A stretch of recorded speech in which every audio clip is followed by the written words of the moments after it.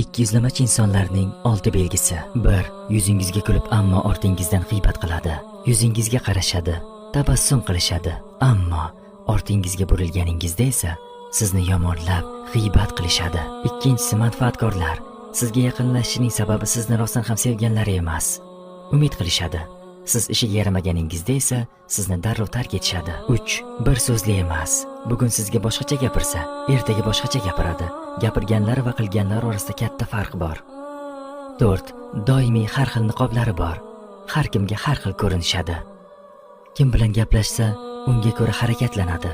Haqiqiy yuzini aslo osonlikcha ko'rsatmaydi. 5. Gap tashiydigandir. Doim boshqalar haqida gapiradi va doim boshqalar haqida nimadirlarni tushuntirishga harakat qiladi. Va shuni bilingki, boshqalarning gapini sizga aytayaptimi? Sizni gapingizni ham boshqalarga aytadi. 6. Vijdonlari jimjit. Ko'ngil sindirishdan, yolg'on gapirishdan, insonlardan foydalanishdan ko'ngillari aslo rohatsiz bo'lmaydi. Robbim bizlarni ikkiyuzlamachilikdan himoya qilsin va bunday insonlardan bizlarni uzoq qilsin.